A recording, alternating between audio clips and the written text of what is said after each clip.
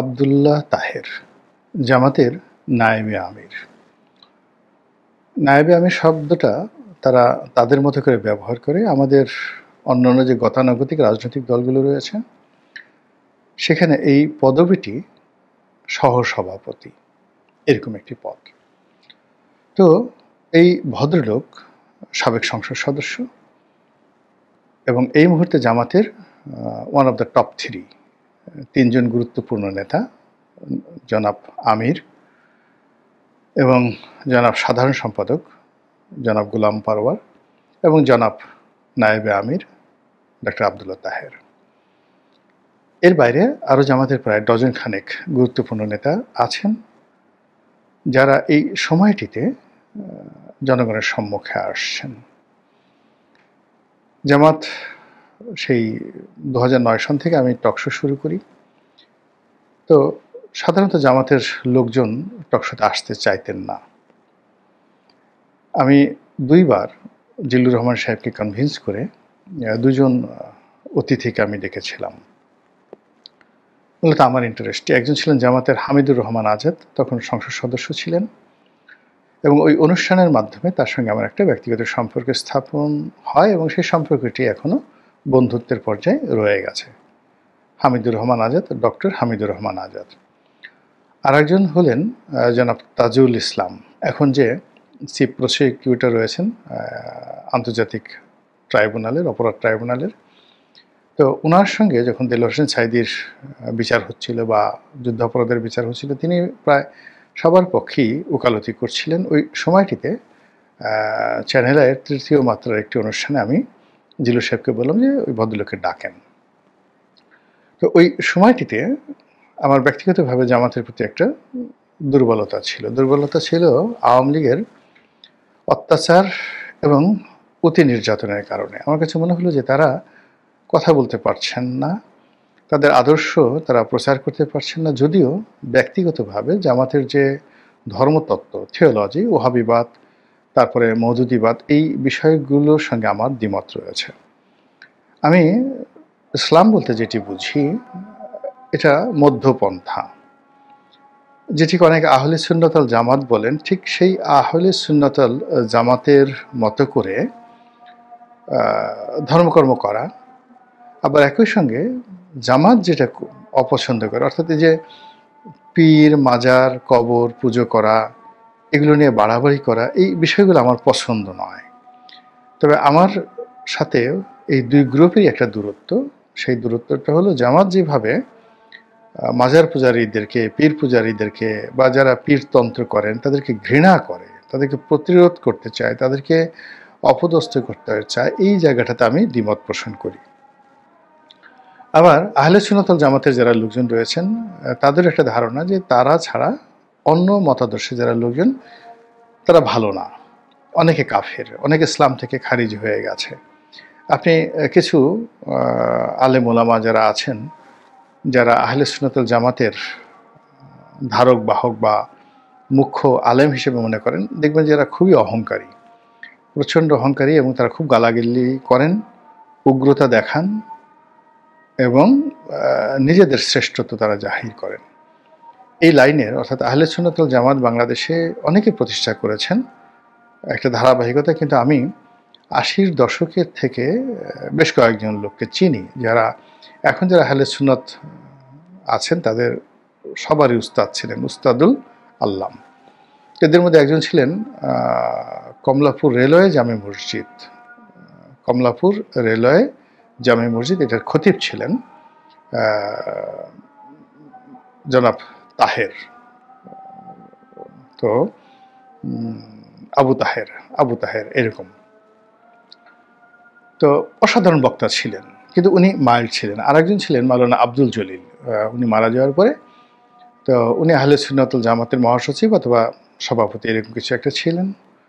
তো উনি খুব রাগী ছিলেন, প্রচণ্ড রাগী ছিলেন, উগ্র ছিলেন।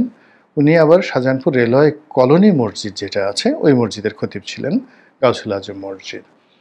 তারপরে চট্টগ্রামে যে আল-ফালাহ মসজিদের যিনি খতিব ছিলেন দীর্ঘকালীন সময়, এই ভদ্রলোকও আহলে সুন্নাত ওয়াল জামাত করতেন, তার সঙ্গে আমার একটা ভালো সম্পর্ক ছিল। তো আমি তাদেরকে দেখেছি। আবার যেহেতু জামাতের আলেম ওলামাদের সঙ্গে অনেকের সঙ্গে পরিচয় আছে। এদের উগ্রতা বাদ দিয়ে দুটো দলের মধ্যেই তারা যে প্রচারণা চালাচ্ছেন, এগুলোর মধ্যে আমি অনেক যৌক্তিকতা খুঁজে পাওয়ার কারণে আমি অনেকটা লিবারেল মানুষ হিসেবে উভয় পক্ষের সাথে সম্পর্ক বজায় রেখেছি। এজন্য অনেকের প্রতি আমার মমত্ব, অনেকের প্রতি মমত্ব। আমি কারোর মতোই কনজারভেটিভ হতে পারিনি। একদম 100% আওয়ামী লীগের হয়ে বিএনপিকে কখনোই ঘৃণা করতে পারিনি। একেবারে আমার শৈশব থেকে কখনো আমি বিএনপিকে ঘৃণা করতে পারিনি। আমি বিএনপির অনেক অনুষ্ঠানে গিয়েছি যখন আমি স্কুলে পড়ি।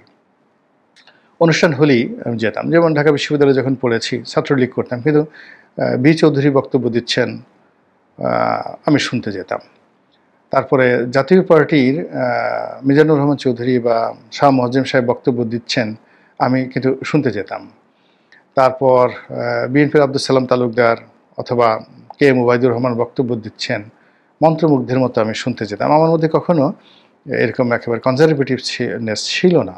অথবা আওয়ামী লীগের যারা ভালো বক্তব্য দেন, তাদেরকে আমি সবসময় একেবারে শৈশব থেকে আমি তাদের বক্তব্য শোনার জন্য বহু মাইল অতিক্রম করে গিয়েছি। এটা আমার একটা, যাকে বলা হয় লিবারেল যে ডেমোক্রেটি, সেই সহনশীলতা রাজনীতির একটা অভ্যাস ছোটকাল থেকে গড়ে উঠেছে। ফলে আওয়ামী লীগ ছেড়ে এসেছি, বিএনপিতে এসেছি, কিন্তু বিএনপিতে আসার পরেও আওয়ামী লীগকে বিএনপির অন্য সব নেতাদের মতো আমি ঘৃণা করতে পারিনি।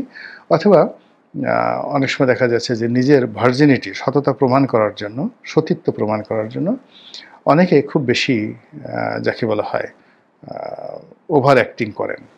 তো সেটা আমার দ্বারা হয়নি। অনেক হিন্দু বলে হয়ে থাকে যে যারা মুসলমান হয়ে যায় তারা খুব বেশি বেশি গরু খেতে পছন্দ করে। আবার বিএনপির অনেক লোক আওয়ামী লীগে এসে বিএনপিকে খুব গালাগালি করে, আওয়ামী লীগের অনেক লোক বিএনপিতে এসে আওয়ামী লীগকে খুব গালাগালি করে। তো ওই জিনিসটা আমি আসলে কখনো পারিনি, পারবো না, আর পারতে চাইও না। তো সেই দিক থেকে যেটা হলো যে জামাতের যারা লোকজন রয়েছে তাদেরকে ইদানিং আমি কম বেশি সমালোচনা করছি আমার মতো করে। এই কারণে সমালোচনা করছি যে এই দলটি এখন ক্ষমতায় আছে এবং আগামীতে আরও এখন শেয়ার করে, অর্থাৎ বর্তমান ইউনিট সরকারের সঙ্গে শেয়ার করে ক্ষমতায় আছেন। আগামীতে তারা এক্সক্লুসিভলি ভোটে জিতে কৌশলে ডাকসু এবং জাকসুর মতো করে পুরো দেশের রাজনীতি নিয়ন্ত্রণ করতে চান এবং তারপরে তাদের 1, 2, 3, 4 plan A, B, C, D এরকমভাবে তারা এই বাংলাদেশকে নিয়ে 100 বছরের পরিকল্পনা করেন। তো এই অবস্থাতে একজন নেতার যে মিশন থাকা উচিত, ভিশন থাকা উচিত, এই অবস্থাতে একজন নেতার যে ভারিক্যে থাকা উচিত, দুর্ভাগ্যজনক হলেও সত্যি যে জামাতের এই প্রজন্মের যারা এই মুহূর্তে নেতৃত্ব দিচ্ছেন তারা এখন পেরে উঠছেন না। তাদের কথার ম্যাচুরিটি আলী হাসান মুজাহিদি সাহেবের মতো নয়, গোলাম আজম সাহেবের মতো নয়, এমনকি মতিউর রহমান নিজামী, আব্দুল কাদের মোল্লা, কামরুজ্জামান তাদের মতো নন।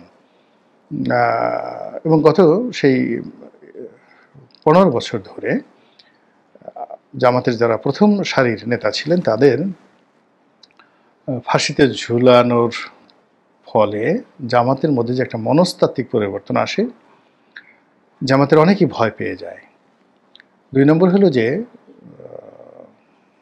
যারা সিনিয়র নেতৃবৃন্দ চলে গেছেন তাদের জায়গায় যারা আসছেন পরবর্তীতে, তারা আসলে এইভাবে পাবলিক মিটিং করার মতো, সাংবাদিক মোকাবেলা করার মতো অভিজ্ঞতা তাদের কখনোই ছিল না।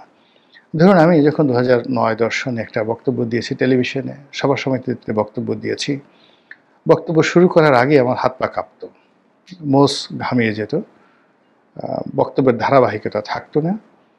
কখনো পরিবেশ পরিস্থিতি আমাকে নিয়ন্ত্রণ করতে, আমি পরিবেশ পরিস্থিতি নিয়ন্ত্রণ করতে পারতাম না। কিন্তু এই কাজগুলো ক্রমাগত করার ফলে এখন এই সময়টিতে এসে যে দক্ষতা এসে গেছে, অভিজ্ঞতা এসে গেছে,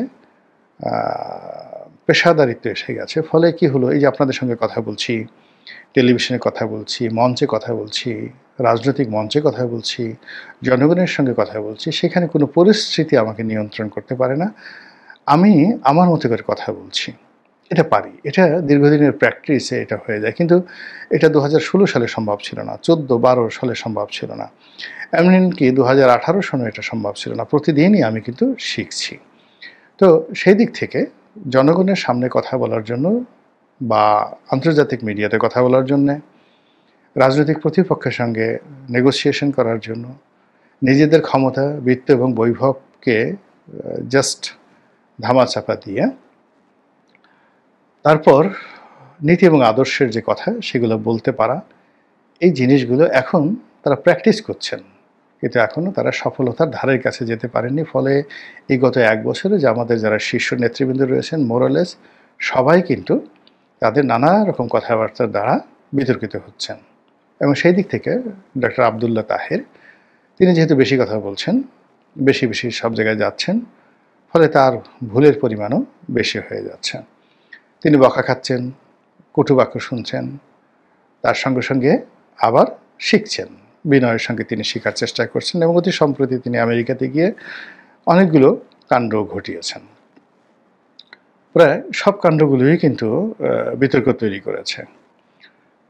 প্রথমত তিনি সেখানে গিয়ে আমেরিকাতে গিয়ে আওয়ামী লীগ সম্পর্কে যে বক্তব্য দিয়েছেন এবং দলীয় নেতাকর্মীদের সঙ্গে যে সকল কথাবার্তা বলেছেন, অবস্থার দৃষ্টে মনে হয়েছে যে আওয়ামী লীগের সঙ্গে তার একটা সম্পর্ক আছে, যে আমাদের একটা গোপন আতাত সম্পর্ক রয়েছে এবং নিউ ইয়র্কের মাটিতে যা কিছু ঘটেছে এটা জামাত জানতো কি জানতো না সেটা পরের বিষয়, কিন্তু তার সেই বক্তব্য দ্বারা এই ধরনের বিতর্ক কিন্তু হয়েছে এবং হচ্ছে, যেটা আমরা এখন টের পাচ্ছি বা আমরা এখন বলছি।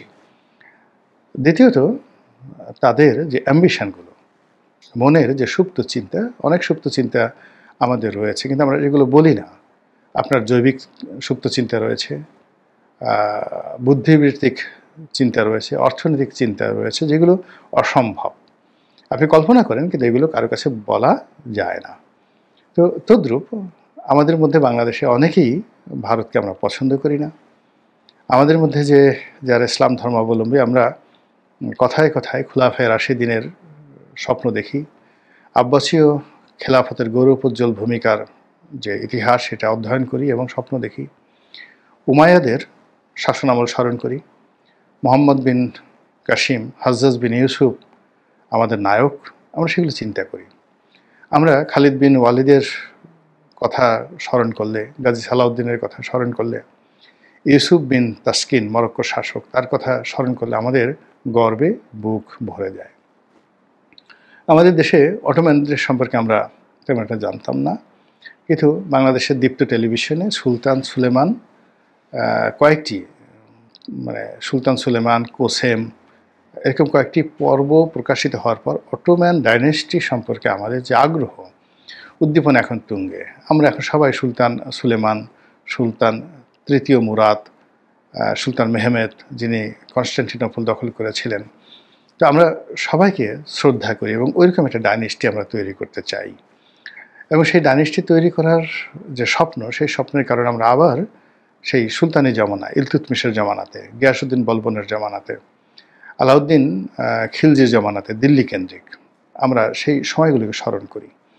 মুঘল জমানাতে আমরা বাবর থেকে শুরু করে আওরঙ্গজেব পর্যন্ত এই যে স্বর্ণালী সময়, এই সময়টিকে আমরা ওন করতে চাই। আবার আমরা ভারত দখল করতে চাই, আবার আমরা সেখানে মুসলিম শাসন প্রতিষ্ঠা করতে চাই। এটা এই বাংলাদেশে যারা পশ্চিমে মুখ ঘুরান, নামাজ পড়েন কাবামুখী হয়ে, এমন কোনো মানুষ নেই তাদের মনে এই চিন্তাগুলো নেই। কিন্তু এখনকার যে বাস্তব পরিস্থিতি, সেই বাস্তব পরিস্থিতি এই কথাগুলো বলার মতো নয়। আমরা এই কথাগুলো বলা ঝুঁকিপূর্ণ মনে করি, দেশের জন্য, নিজের জন্য, সব দিক থেকে এই কথাগুলো বলা যাচ্ছে না। এবং এটা কতটা রিয়েলিটি আপনি চিন্তা করুন যে মুহাম্মদ রাসূলুল্লাহ সাল্লাল্লাহু আলাইহি ওয়াসাল্লাম যখন মক্কা জয় করলেন, তখন আপনি বুঝতে পারেন যে প্রবল রোমান সম্রাট, পুরো মধ্যপ্রাচ্য তাদের শাসনকর্তা হয় না। সিরিয়া থেকে যদি রোমান সম্রাটের কোনো একজন প্রতিনিধি, একজন যাকে বলে সিঙ্গেল একজন সৈনিক পাঠিয়ে দেওয়ার পর যদি মক্কার কোনো গোত্রকে বলা হয় যে একে অ্যারেস্ট করে, গভর্নর হুকুম দিয়েছেন অ্যারেস্ট করে নিয়ে যাওয়ার জন্য, ওটাকে চ্যালেঞ্জ জানার মতো ক্ষমতা আরবের বেদুইনদের তখন ছিল না। দুটো অংশ ছিল, একটা হলো সিরিয়া কেন্দ্রিক রোমান সাম্রাজ্য, আর একটা ছিল পারস্য, যাকে বলে ইয়ামেন কেন্দ্রিক, ইয়ামেনের হাদ্রামৌত কেন্দ্রিক, আবার এটাও না, আবিসিনিয়া এখন যে ইথিওপিয়া ছিল যাকে বলা হয় পারস্য ডাইনেস্টির আঞ্চলিক হেডকোয়ার্টার। তো ইথিওপিয়া থেকে আবার একজন গভর্নর পাঠানো হতো, যিনি ইয়ামেনের সেই যাকে বলা হয় রাজধানী সানাতে বসতেন।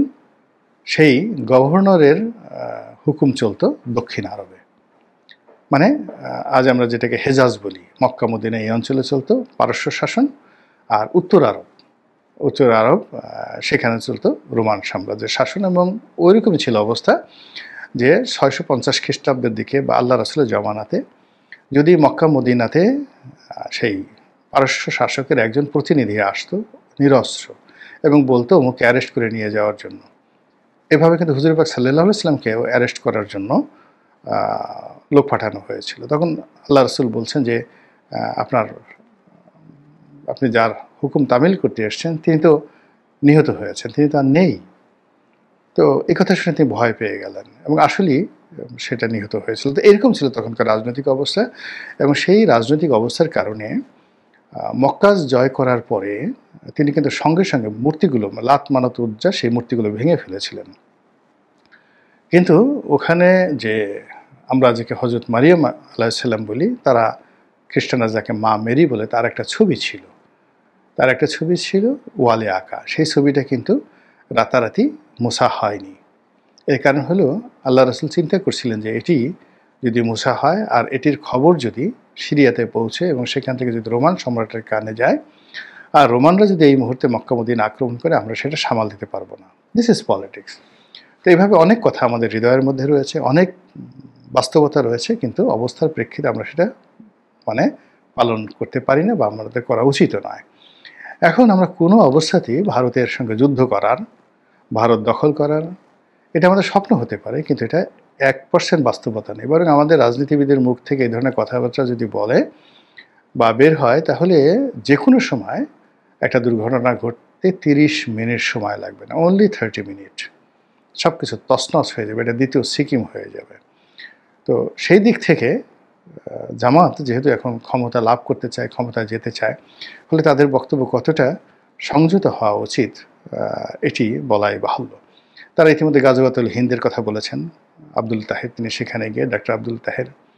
তারপরে ভারত বাংলাদেশ আক্রমণ করুক, তিনি সেটা চান। এবং 71-এ যেভাবে তারা দেশমাতৃকার পক্ষে যুদ্ধ করেছেন পাকিস্তানের পক্ষে, এইবার তারা ভারতের বিরুদ্ধে বাংলাদেশের পক্ষে যুদ্ধ করে তারা দেখাবেন যে তারা সত্যিকার অর্থে দেশপ্রেমিক।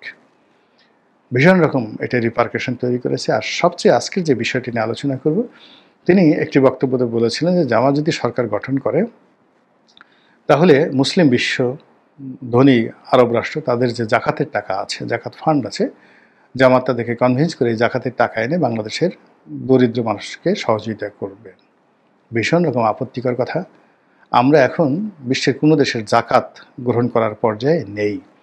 এটি খুবই অবমাননাকর, খুবই অসম্মানের কথা, অমর্যাদাকর, মর্যাদাহানির কথা, যে আমরা কেন সেই অন্য মুসলিম কান্ট্রি থেকে জাকাত এনে আমাদের এই দেশে বিতরণ করবে। এমনিতেই বঙ্গবন্ধুর জামানাতে সেই তলাবিহীন ঝুড়ি, বটমলেস বাস্কেট, এই কথা নিয়ে খুব যাকে বলা হয় বিতর্ক হচ্ছিল এবং এখন পর্যন্ত হচ্ছে যে হেনরি কিসিঞ্জার বাংলাদেশকে যে তলাবিহীন ঝুড়ি বলেছিলেন, সেটাই বঙ্গবন্ধুর কারণে তলাবিহীন ঝুড়ি তৈরি হয়েছিল, যে যেখানে সারা দুনিয়া মুক্তিযুদ্ধের পর বাংলাদেশকে সহযোগিতা করেছে, কিন্তু সেই সহযোগিতা সরকার কাজে লাগাতে পারেনি, তলাবিহীন ঝুড়ির মতো সেটা নিচে পড়ে গেছে। তো সেই দিক থেকে জামাত কী করবেন, তিনি একটা ভিক্ষুকের জাতি তৈরি করবেন। তারা যে জাতি সারা দুনিয়াতে ভিক্ষা করে বেড়াবে, মুসলমানদের দরবারে ভিক্ষা করে বেড়াবে। তো এই কথা নিয়ে খুবই বিতর্ক হচ্ছে। জামাতের উচিত এই ধরনের কথাবার্তা পরিহার করা, আর এই ধরনের বিশ্ব মঞ্চে গিয়ে কী কথা বলা উচিত সে বিষয়ে